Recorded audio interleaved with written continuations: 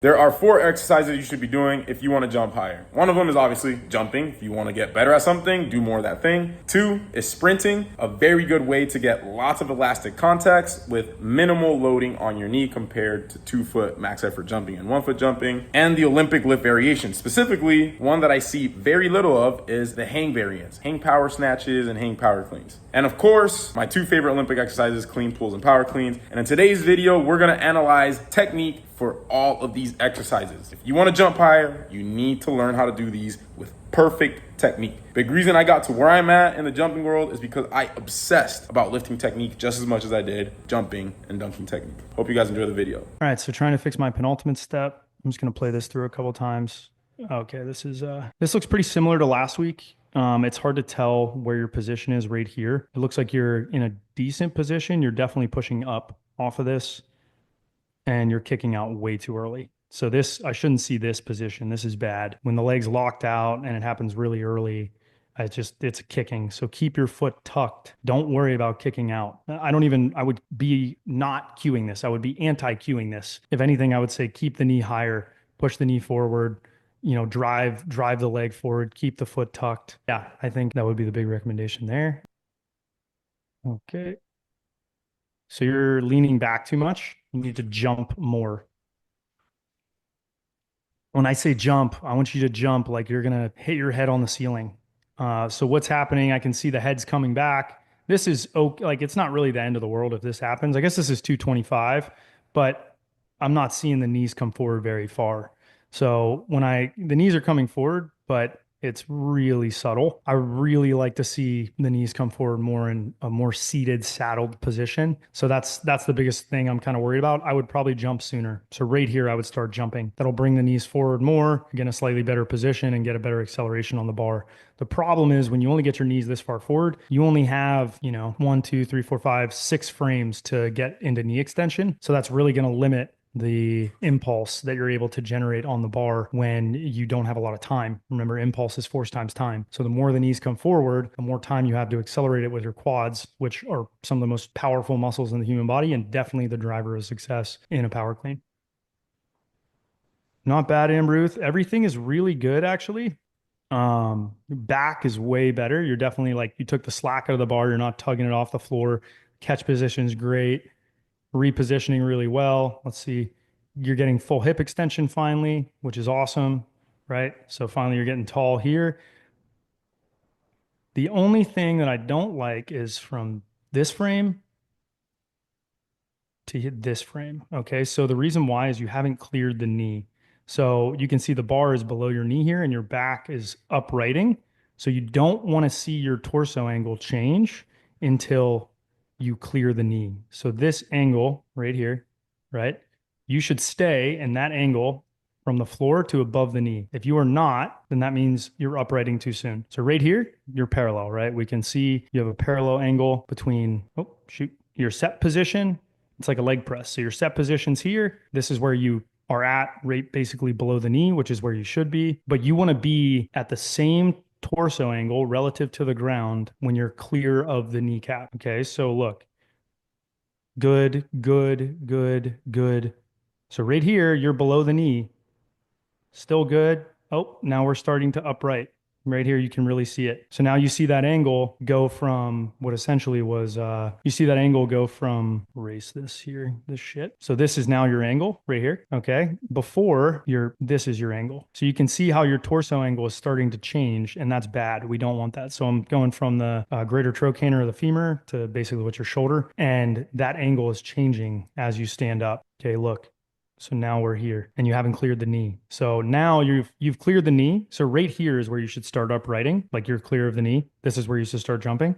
And the reason for that is because the bar is going to move away from you. And it does. I can tell the bar, here's your hip axis. The bar is really far away from you. It's going to float out in front of you. It's going to create problems. The bar's not going to stay close on the third pull. Actually do a good job of salvaging it. You kind of like pull the bar back into yourself. But if you get your knees out of the way more and you keep your shoulders over the bar, it's going to make things a lot easier. So again, this right here is where you should start uprighting. So relative to this angle here, you can see your back angle is, relatively upright. We're kind of looking at it should be this angle, it should be this lower one. So ideally you'd be like in this position here. So you can see your shoulders have risen up like, I don't know, 4 inches prematurely. So if you fix that, should help your clean a lot. By the way, guys, if you want us to analyze your lifts, your jumps, your sprints, go sign up for my online coaching at thpstrength.com. It's currently 90% off your first month, which means you can get the best vertical jump coaching in the world for $12 in your first month. Go sign up right now to take advantage of that deal. I'll see you guys on the other side. And now back to the video. The biggest thing last week was pushing on that first step and projecting forward. Looks like you did a better job here. I'm going to watch. Oh, yeah, that's definitely better. Good job, man. I know last week, what we were seeing is your spine was really flexing here. So you're still getting that. I want you to brace a little bit harder. Don't allow your spine to cat like this. You can kind of see right here, your low back, you're leaking energy, right? So that energy that you're pushing with your legs should be going into the ground. You're leaking a little bit of energy there. Here, this is okay. I think for your build, this is okay. You're probably a little too low. What we want to see in sprinting is we want to see a parallel line at push off between the drive leg and so this leg here, the shin angle should be the same torso angle at toe off. So you should probably be, if that's your shin angle, your torso should end up here. All right. So if we go back to this at push off, your torso should be there. So you can see we've got a hitch here and we need to fix that. And your shin angle's casting out. So what I want to see with a lot of sprinters, with elite sprinters are a little different, but I want to see a parallel line here, parallel line here, parallel line here. Okay. So what that means is this is where you're at instead. Alternatively, this is where your torso's at. So you're like this, ass out, shoulders are too far down. You've got a little bit of hitch here, a little bit of hitch here, right? And then we have the femur like this. Here's the tibia. Okay, so you can tell, what do we see here? Your shoulders are too far down. You're not getting your hip through all the way, right? We see a hitch here at the hip. I want to see a straight line. So when you're at toe off, if I were to draw you guys an image, it should look like this.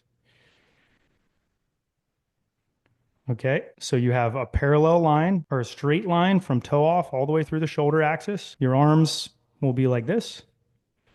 Your back arm will probably be something like this. That's what it should look like, right? And that means we're transferring all that force into the ground. You have a horizontal force vector ready to strike the ground in that front leg. So you need to keep your heel tucked and you need to get this hip through. You need to drive with the hip, but way better than it was prior. So here we want to see that same principle apply at touchdown. So here we want to see this position again. Is the shin angle parallel to the torso angle? No, right? So that means you're a little too low. The other thing is we don't want to see this foot be what's called backside. So we don't want to see this position early in acceleration. This tells me you're cycling. So this is a really vertical push. All right. So what that means is now you're wasting air time to reposition this foot, and that's bad. We don't want to see that. All right. But you do a pretty good job. This is correct. Okay, this is what you should look like at toe off. So after push off, step one, we call it step 0 or block clearance. Step 1 is okay. By the end of step 1, you're in really good position. Okay, so now when you're looking at this, we've got a lot of those key positions. So when you're watching this yellow arrow, look, you look exactly like that, right? Maybe the heel's a little bit too far out, but for the most part, you're pretty damn good. Now, that foot should strike directly underneath your hip. It should hammer backwards. If it comes down, that means you're leaking power. So see how it comes down? You want to push back. The foot should be coming back here. You need some negative foot speed. You do a pretty good job here actually getting into position. So this is where you're kind of fucking up. You're not getting this thigh high enough to hammer the ground. Now, there's 2 reasons why. One, you either lack rate of force development and you can't handle striking the ground hard. You want to hammer the fucking ground, okay? You want to think about a sledgehammer driving a nail into the floor. If you set the foot down, you're not going to get very high peak force. You're not going to load the tendon. You're not going to get high stiffness, and you're not going to run fast. We want big, aggressive pushes. The reason we drive the knee is so we can reverse this foot into the ground aggressively. Another reason why is we get a bunch of stretch shortening cycles. So drive the knee a little bit higher up. I like to see, for you, if I were to draw an angle of this, because I've now done this, I won't spend too much more time on this, but I do think this is really good stuff. All right. So if you're here, I would want you here in this position, not your knee down here. So instead, you're in this position. So you're good here, but your thigh's too low and you can see yourself opening up. That's going to end up making a braking force. We don't want to do that. You want to lean at your ankles and drive your foot down under your hip. Okay. This means that your foot is now going to flatten out. It's going to get thrown out in front of you, and it does, right? You actually do a decent job. but this foot should be more under the hip. Okay. And then you're still cycling. So I can tell because this foot is cycling vertically. That means you're not pushing backwards. So you need to hammer the ground backwards. Push as hard as you can, hammer the ground as hard as you can. Go take a sledgehammer and go hammer some shit. That's how hard I want. That's what I want your foot to do. And we'll stop there. I'll give you those cues for now. So looking at a power clean here, looking at it full speed, it looks very, very solid. You're getting the knees back. You're getting the double knee bend here. Some good intent here, triple extension, and then the catch is very good. You have really mobile wrists. The biggest thing that I see that needs to be improved is your reverse curling a bit here. And you can see after the double knee bend, the bar is coming out and looping out in front. We want the bar path to be a straight line. And it's a straight line, straight line, straight line, straight line. But here it loops. It loops forward a little bit. What I would try to focus on is just keep the bar as close to your body from here to here. So that whole time it should be like literally it's like an inch away from your body and you're keeping it close. The big position that I see that I see with guys that mess this up is their wrist. Like their hand is parallel with the wrist with the forearm. Should never be like that. Knuckles should always be below the wrist for as long as possible. Like you're at this point right here, your elbow should still be up and back. Not bad. Rhythm was pretty good. Rhythm was really good actually. And I can tell just by the sound. Like if you listen to this, like if you close your eyes and listen to the jump, that's how you can tell the rhythm's good. It's like boom, boom, boom, boom. That's really good. That means you're doing the big things right. The only thing is you are kicking really aggressively. You're kicking the foot forward aggressively. Instead, it should be the hips, right? So I would try to kind of like how John was saying, like get the knee up on the sprint. Same thing here. That thigh, I like to see it parallel to the ground at toe off. So like right there. I would want to see it parallel to the ground. Right now it's like 30 degrees, right? We want to see that. Actually, what degree is it? We want to be at 0 degrees instead of 30 degrees of flexion. And then the heel should be a little bit more tucked in. Someone I would watch for this, who does it beautifully, is Donovan. His is like extreme. Like it's almost like I don't know, like borderline too much. Like Yeah. I've seen his knee or his thigh not even be parallel. I've seen it be above parallel. That's how aggressively he's pushing that knee forward. Especially look specifically at his height checks if you wanna see what I'm talking about. But other than that, like if you just fix that, oh, shit, bro, look when he's getting knee to knee. Yeah. Holy So shit. that's why your rhythm, like remember when I was saying like if you close your eyes and listen to the rhythm, I could literally listen to a jump and tell if someone's getting knee to knee. Just because you can like if you just listen to the steps, you have a lot of flight time on your penultimate. Right. So that's really good. Just fix that and freaking fly. Hang snatch. Beautiful. Maybe looping around the head. Push your hands up over the back of the crown of your head. So punch your hands behind your head. And when you turn it over, you want to turn it over and punch. This is good. You're jumping forward a lot. Everything else looks good. It's a max. It's not going to be perfect. You get the knees forward really well. Good double knee bend, big That's a big output. PR, by the way. Yeah. Or is it a PR? No, I think this is just 100. This is slow. So this is perfect. You're just so fucking slow under the bar. Like you were in position, then you like extend your legs into the floor, but you could have done like 20 more kilos. So faster elbows, higher elbows. Punch your elbows up. Try to punch your elbow into this metal bar. Right now, your elbows are way too Oh, it is. freaking. It is a PR, John. Oh, that was? Yeah. He hang snatched to 50. Wow. Okay. Well, that's PB. Then that's fine. Oh, fuck. He went up. Oh, yeah, you're just slow. You're just slow, brother. The bar's pretty far in front because the knees are coming forward. Let me see. I mean, this is pretty good. How's that bar getting so far in front? It's not. You're just slow under the bar. Slow feet don't eat, brother. Jump under that shit. Pull under it. Get ready to receive a big ass weight on your shoulders. All right, let's see some dunks. Oh, some windmill attempts, Isaiah. Really? Yeah. Oh, shoot. Yo, go full range of motion. Push way harder with that left arm. Push It'll the be ball easier. down into your shoulders, side to side.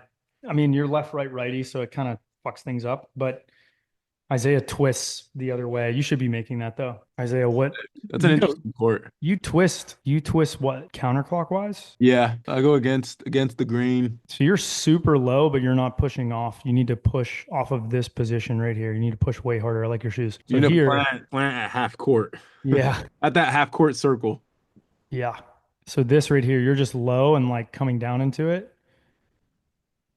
Using a palm, block foot's good. You should be pushing the ball down here already. You're wasting so much time. Bro, the amount of viral videos I would do on that court, like a half court dunk. Yeah, yeah. Just throw it in from half court. That's some Dexton bullshit. The reason I want to go over this one is because on Max's, remember how I was saying it had good rhythm? You can tell just by hearing it. Now, this video doesn't have sound, but the rhythm is off and it's on the penultimate. So if you look at it, like there's just as much time between these two steps as these two steps.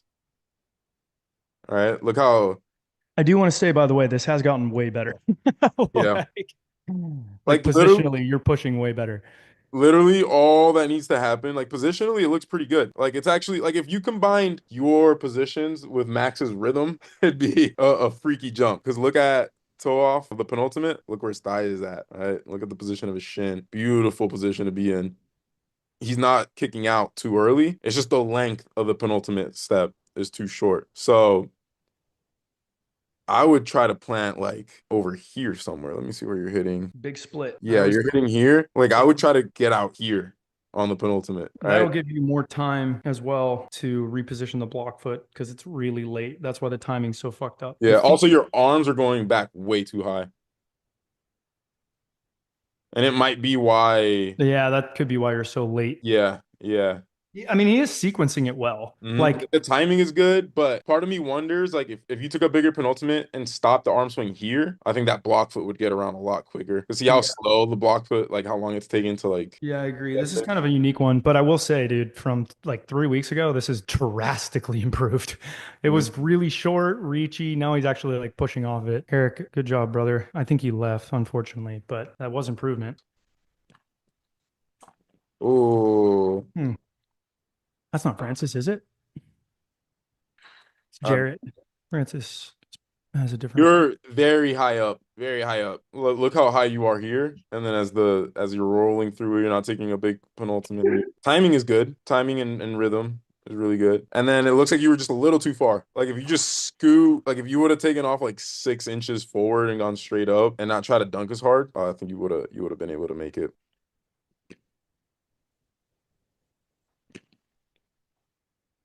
Wow, good. Big old jump here. All right, you're reaching pretty far forward here, just slowing you down slightly and then shorting the penultimate. So I would plant this penultimate step, I would plant it right here. And then don't reach so hard on this step. And then take off from right here still. Go straight up. This reminds me a lot of his first jumps, Eric Sisty's first jumps. Yeah. Because he was jumping a little too far, covering a lot of horizontal distance at first. Like I literally think if you just plant farther away, take off a little closer and go straight up, you're gonna fly. Just fix those three things. These are dunks. So you're planting your foot way too quickly. You're not pushing. You're hitting positions, but you're not accelerating off that step. Like you should be covering way more distance based off this, but you're not. So you need to get a little more airtime on that. You need to jump into the jump. That's the cue I would do. I would give for you. Jump into the jump.